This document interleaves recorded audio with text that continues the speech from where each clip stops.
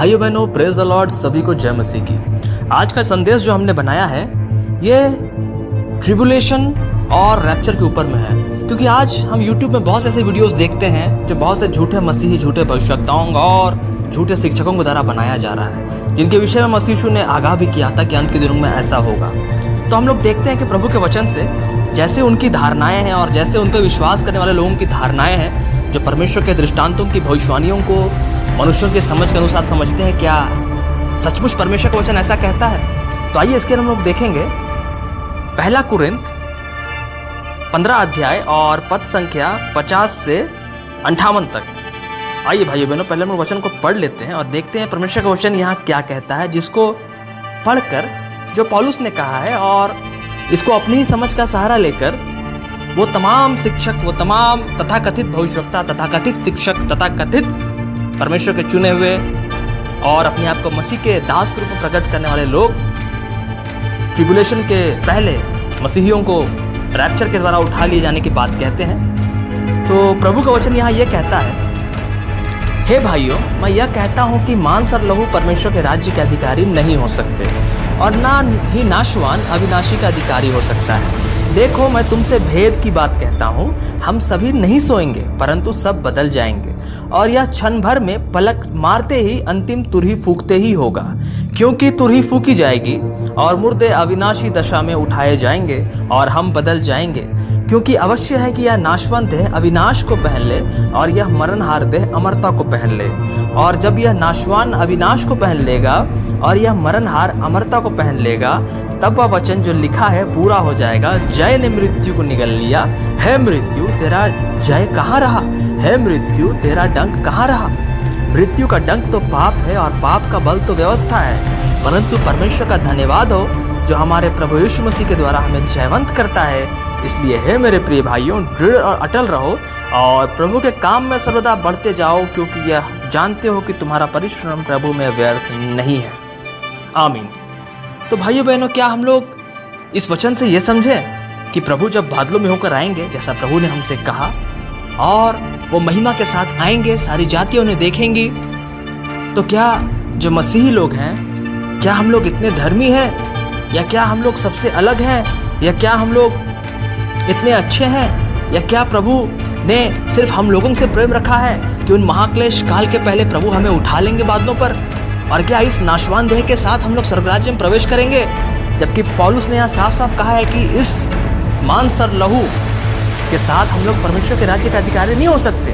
क्योंकि शरीर का जन्मा हुआ कभी आत्मा के जन्मे हुए स्थान में अधिकारी नहीं हो सकता। तो जब तक हम लोग मृत्यु को प्राप्त नहीं करेंगे, क्योंकि यीशु मसीह भी क्रूस मृत्यु के द्वारा पुनरुत्थान को प्राप्त किया, हम लोग देखते हैं उन्होंने भी शरीर के द्वारा मृत्यु को प्राप्त किया और आत्मा के भाव से वो जिलाए गए परमेश्वर पिता के सामर्थ्य से। तो हम जो पापी मनुष्य हैं,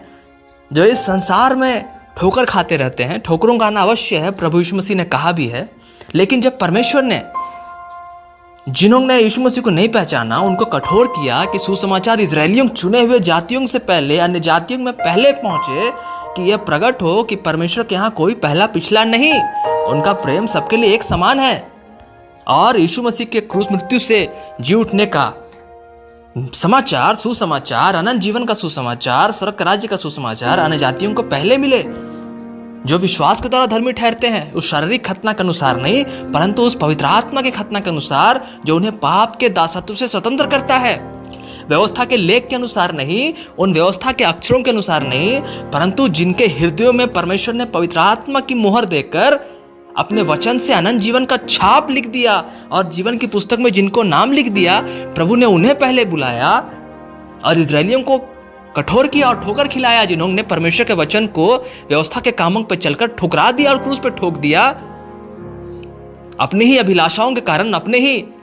कठोरता के कारण, अपनी ही समझ के अनुसार के कारण। परंतु प्रभु ने होने दिया कि जब अन्य जातियों में सुसमाचार का प्रचार हो जाए, तो इजराइल भी वापस आएगा, अपनी गलतियों को मानेगा, उस दुख और क्लेश के समय, महाक्लेश में इजराइल भी पड़ेगा और अंतिम दिनों में मसीह को पुकारेगा, जैसे मसीह ने कहा, तुम मुझे फिर ना देखोगे जब तक ना कहोगे धन्य है वो जो प्रभु के नाम से आता है। तो यहां हम लोग देखते हैं कि इजराइल अंत में सुसमाचार को स्वीकार करेगा और उस महाक्लेश में इजराइल भी पड़ेगा, और तब वो मसीह को पुकारेगा और मसीह इजराइल को बचाएगा और परमेश्वर का राज्य कायम करेगा। तो जब प्रभु ने इजराइल से वाचा बांधी, अब्राहम, इसहाक और याकूब के वाचा बांधी, उस व्यवस्था की घटना के द्वारा और जो आत्मा की घटना के द्वारा, वो वचन, वो पवित्र आत्मा का संदेश, वो सुसमाचार पहले जब सारी जातियों को मिला कि प्रभु के यहाँ कर्मों से कोई भी काबिल नहीं, कोई उद्धार नहीं पा सकता, जिन्होंने उद्धारकर्ता को ठुकरा दिया, प्रभु ने उन्हें तितर बितर कर दिया उनके वचन के अनुसार कि मैं चरवाहे को मारूंगा और भेड़े तितर बितर हो जाएंगे उनके वचन के अनुसार, कि परमेश्वर का प्रेम, उनका मांस और लहू और उनका पवित्र आत्मा जो उंडेला जाएगा वो सारी जातियों के लिए एक समान है। परमेश्वर का प्रेम सारी जगत के लिए एक समान है। तो महाक्लेश के समय कैसे मसीही नहीं होंगे? महाक्लेश के पहले कैसे वो उठाए जा सकते हैं इस नाशवान देह के साथ, जब प्रभु का वचन साफ साफ कहता है कि ये नाशवान मांस और लहू परमेश्वर के राज्य के अधिकारी नहीं हो सकते। और जब तक यीशु मसीह ने क्रूस मृत्यु को प्राप्त नहीं किया, वो स्वयं पुनरुत्थान को प्राप्त नहीं हुए। जैसा हम लोग देखते हैं जब वो जी उठते हैं तो उनका शिष्य जब उनको देखती है, मरियम मगदलीनी, तो उनको छूना चाहती है। यीशु कहते हैं मुझे मत छू, मैं अब तक अपने पिता के पास नहीं गया। तो यीशु जो नाशवान देह से अविनाशी देह को जी उठे थे, तब तक पिता को नहीं गए थे, जब तक वो मर के जी नहीं उठे। तो हम जो इस पाप के देह में रहते हैं, पाप की व्यवस्था का अधीन रहते हैं और नया जल और आत्मा से जब तक बपतिस्मा नहीं पाए हैं, हम लोग कैसे कह सकते हैं कि सारे मसीही उठाए जाएंगे? क्योंकि प्रभु का वचन साफ साफ कहता है, बुलाए हुए तो बहुत है, चुने हुए थोड़े हैं। और अंत के दिनों में ऐसा होगा कि बहुत से लोग अब्राहम, इसहाक और याकूब के साथ परमेश्वर के राज्य में सिंहासनों में बैठेंगे और अनंत जीवन की आशीष पाएंगे। परंतु राज्य की संतानें बाहर अंधियारे में फेंक दी जाएंगी, जहां रोना और दांतों का पीसना होगा। क्या वे लोग जो ऐसे शिक्षाओं का प्रचार कर रहे हैं, ऐसे झूठी दिलासाओं का प्रचार कर रहे हैं, जो लोग पीस कह रहे हैं, जो लोग शांति का झूठा संदेश उनको दे रहे हैं और उनको भयमुक्त कर रहे हैं? यीशु मसीह में तो हमारे पाप क्षमा हो गए, विश्वास अच्छा है, परंतु जब तक हम लोग जल और आत्मा से नहीं जन्मेंगे, जब तक अपने आप को परमेश्वर के अनुग्रह उनके हाथों में नहीं सौंपेंगे और अपनी समझ का सहारा लेते रहेंगे और ये मन में सोच के बैठेंगे कि प्रभु तो हमें महाक्लेश काल से पहले ही उठा लेगा,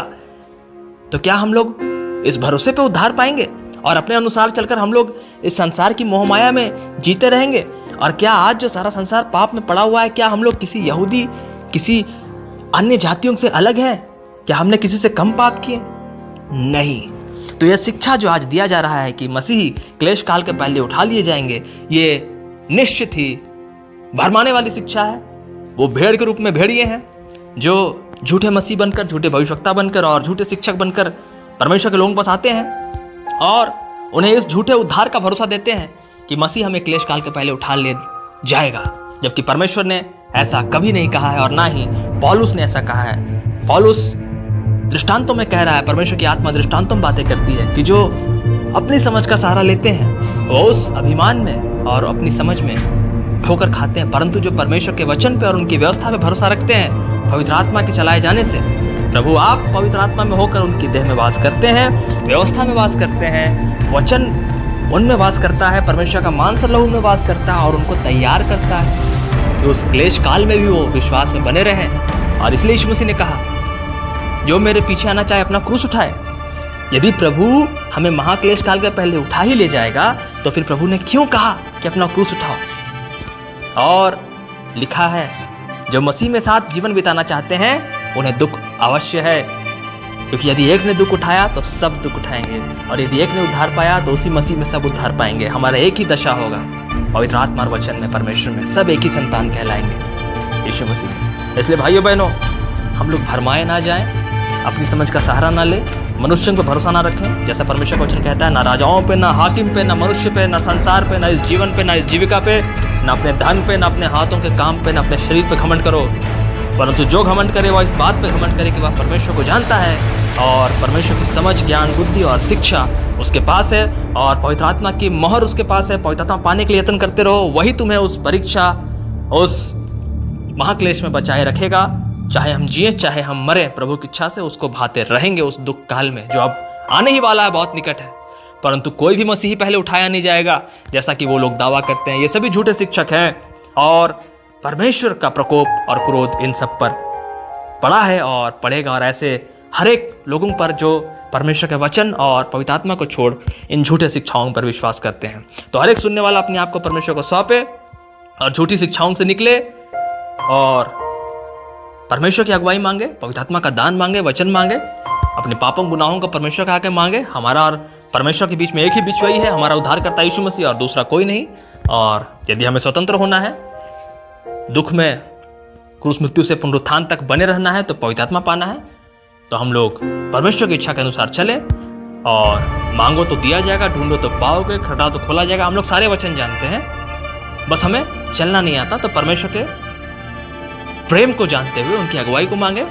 और उनसे प्रार्थना करें कि प्रभु हमें चलाइए, हमें आगे बढ़ाइए और हमें इन झूठे शिक्षकों, झूठे भविष्यवक्ताओं और झूठे मसीहियों के चक्रों में जो हम पड़ गए थे, प्रभु आप हमें निकालिए। आप ही हमारा चरवाहा है और आप हमसे प्रेम करते हैं। आप हमें अपनी चराई में चराइए, अपनी चराई में लाइए, हमें अपनी भीड़ बनाइए प्रभु, और हमें क्षमा करिए। आमीन।